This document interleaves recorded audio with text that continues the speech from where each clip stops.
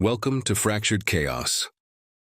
You know that feeling when your entire world shifts in a single moment? Mine happened on a Tuesday. I still remember the exact shade of red on my fingernails as I scrolled through his phone. 3 years of love, trust, and promises reduced to screenshots of conversations with someone named Work Conference. Funny how that works, isn't it?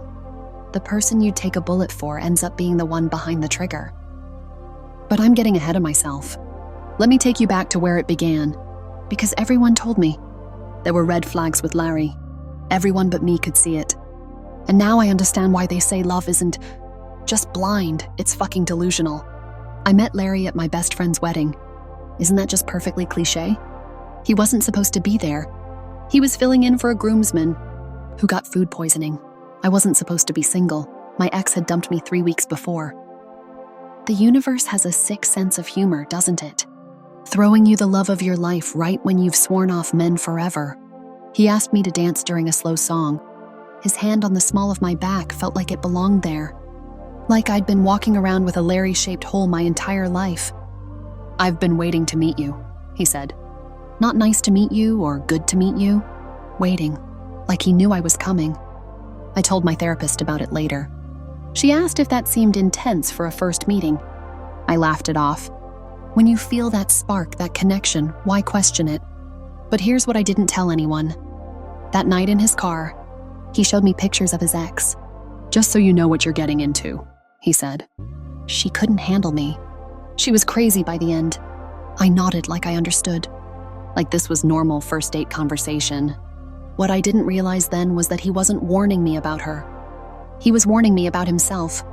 3 months with Larry felt like 3 years. He was everywhere, at my apartment, meeting my parents, planning trips, talking about our future. When you're drowning in serotonin and oxytocin, you don't notice that you've stopped texting your friends back. You don't notice that your sister's calls go to voicemail. You don't notice that he gets irritated when you mention grabbing drinks with colleagues after work.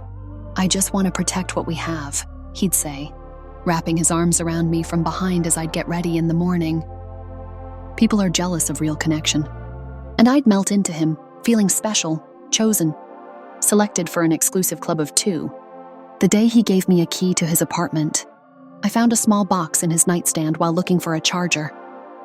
Inside were small trinkets, a hair clip, a movie ticket stub, a cocktail napkin with a phone number, mementos that weren't mine.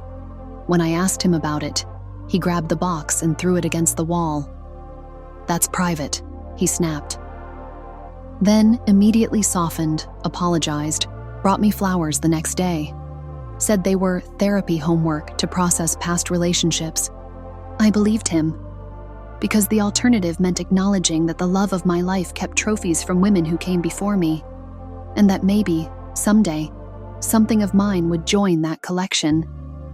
6 months in, Larry suggested I move in with him. My lease was ending anyway, and financially it made sense.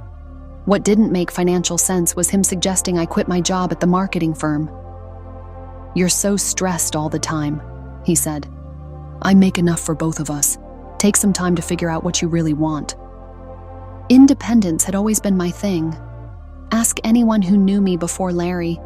I was the girl with the 5-year plan, the emergency fund, the one who split checks down to the penny. But there's something intoxicating about surrender, about letting someone else take the wheel. So I did it. I quit. Told everyone it was temporary. A sabbatical to work on my side projects. Maybe start that blog I'd been talking about for years. My mother was concerned. "Justine, you've worked so hard to build your career," she said during one of our increasingly rare phone calls. I brushed her off. Told her she didn't understand modern relationships. A week after moving in, I couldn't find my passport. "Oh, I put all our important documents in the safe," Larry said. "I'll grab it when you need it." The safe that only he knew the combination to. At the time, I thought it was protective, responsible even. What I didn't know then was that my passport wasn't the only thing I'd lose access to. Ever had someone monitor your meals? Not in an obvious way at first, just little comments. "Should you really have that second glass of wine? Carbs at dinner? bold choice.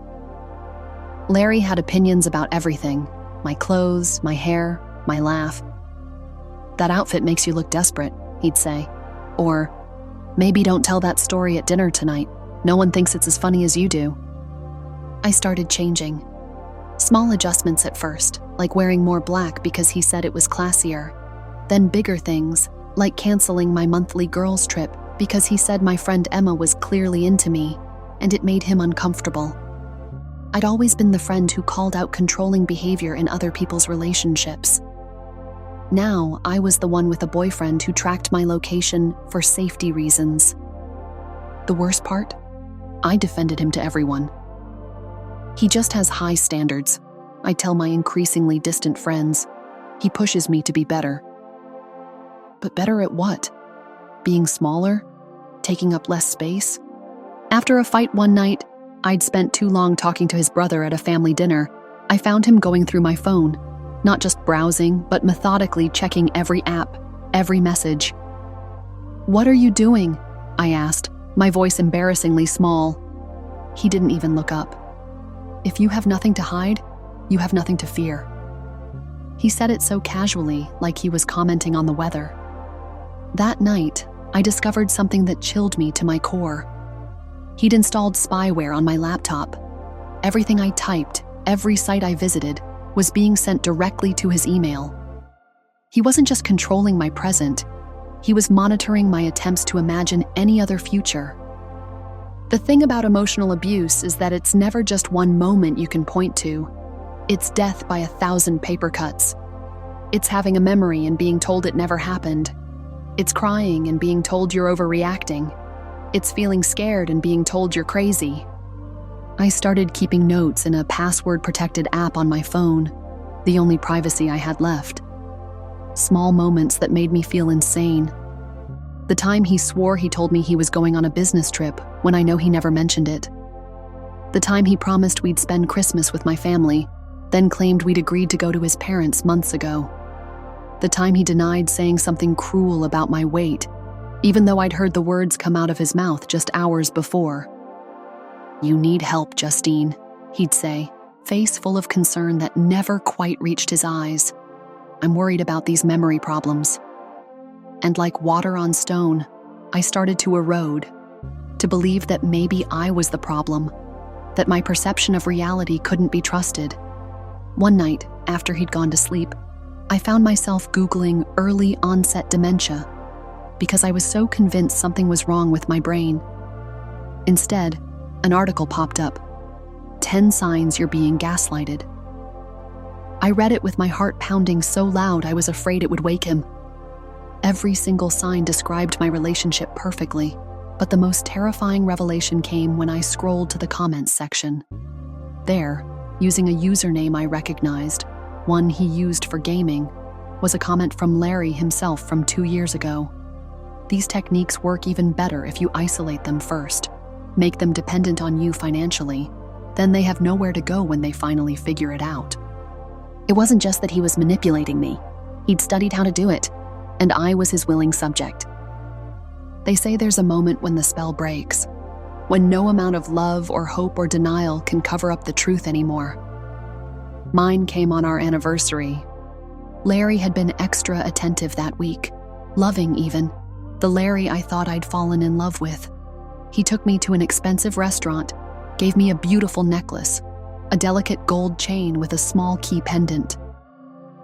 "Because you've unlocked the best version of me," he said. I almost cried with relief. Maybe we were turning a corner. Maybe all relationships just go through hard phases. After dinner, his phone kept buzzing. He ignored it at first, then grew increasingly agitated. "Work emergency," he muttered, stepping outside to take a call. He was gone for 20 minutes. When he returned, he said we needed to cut the night short. Something had come up with a client. I didn't argue. The old Justine might have, but that woman was long gone. At home, he disappeared into his office, saying he needed to handle some emails. I poured myself a glass of wine and tried not to feel disappointed. At least we'd had a nice dinner. At least he'd tried. Then his smartwatch buzzed on the coffee table. A message preview. Can't wait to see you tomorrow. Wear that black thing I like. My hands shook as I picked it up. I shouldn't have snooped. But after years of having my own privacy invaded, something in me snapped. I went to his office. He wasn't working. He was packing an overnight bag. "Business trip?" I asked, holding up the watch. What followed was the most chilling moment of my life. No denial, no excuses, just a cold, calculated shift, like a mask being removed. "What did you expect, Justine?" he said. "You stopped being interesting the moment you stopped fighting back." Then he laughed, actually laughed, and said something I'll never forget. "You should see your face right now," same expression all the others had. Others, plural. In that moment, I realized I wasn't special. I wasn't the love of his life who he couldn't live without. I was just the current project. And like all projects, I had an expiration date. That night, I made a decision that could have gotten me killed. While Larry slept, I went through his computer. His password wasn't hard to guess: the birthday of his mother, the only woman he actually respected. What I found was a systematic documentation of his manipulation. Journal entries detailing how he'd conquered my independence. Photos of other women in the same restaurants, wearing similar outfits to ones he'd selected for me. A spreadsheet tracking my gradual isolation from friends and family. Most disturbing of all, a folder labeled Next. Inside were social media photos of a woman named Claire. Research on her habits, her friends, her weaknesses. He was already lining up my replacement. I should have just left, packed a bag, and disappeared. But something primitive awoke in me, a rage so pure it felt holy. I forwarded everything to myself, then to a secure email only I could access. Then I did something reckless. I printed out the most damning pages and placed them on the kitchen table alongside his morning coffee cup. Next to it, I left the necklace he'd given me and a note. "The others deserved better. So do I. So will Claire." Then I walked out, knowing he'd be furious when he woke, knowing he might come after me. But something had hardened inside me, a determination that if he did, I wouldn't be the only one with something to lose. I didn't go to a friend's house or my parents'. Those would be the first places he'd look. Instead, I checked into a hotel under a fake name, using cash I'd been secretly setting aside for months. Yes, even at my most brainwashed, some part of me knew I might need an escape plan. For 3 days, I waited for the explosion, the threatening texts, the manipulative apologies, the flying monkeys, mutual friends sent to guilt me into coming back. But there was nothing, just silence, which was somehow more terrifying. On day 4, I received an email from an address I didn't recognize, just a video attachment. My hands trembled as I clicked play. It was security footage from our apartment building's lobby. Larry, leaving with his bags, stopping to talk to our neighbor, a single mom I'd always felt protective of, touching her arm the same way he'd first touched mine. The timestamp was from just hours after I'd left. The message read, "Thought you should know. He's already moved on. Pattern continues." It was signed by a name I recognized from his files. Rebecca, one of the others. I spent the next week in a haze of grief and relief. I changed my number, stayed off social media, started therapy. Real therapy, not the kind where you're trying to fix yourself for someone else. Then came the package. No return address. Inside was a small notebook and a flash drive. The notebook contained handwritten accounts from 5 women. Their stories were different in the details, but eerily identical in the pattern. Love bombing, isolation, control, gaslighting, financial abuse, each ending with a sudden discard when they finally stood up for themselves. The flash drive held recordings. Larry coaching a friend on how to break a strong-willed woman. Larry laughing about how he'd convinced me I was having memory problems. Larry bragging about the collection of women he'd conquered. 6 months later, I sat in a prosecutor's office. The evidence I'd gathered, combined with testimonies from 7 other women, was enough for charges of stalking, harassment, and financial exploitation. Not enough for the prison sentence he deserved, but enough to create a public record. Enough to warn the next Claire, the next Justine. Larry took a plea deal, no jail time, but a restraining order and mandatory counseling. I wasn't satisfied, but I understood the reality. The justice system isn't built for crimes of emotional terrorism. The real justice came in reclaiming my life, getting a new job, a better one, reconnecting with friends who welcomed me back without an "I told you so," moving into an apartment that had never known his presence. Sometimes I still catch myself looking over my shoulder, checking my phone for tracking apps, questioning my own memories. Trauma leaves traces that time can fade but never erase completely. I started a support group for survivors like me.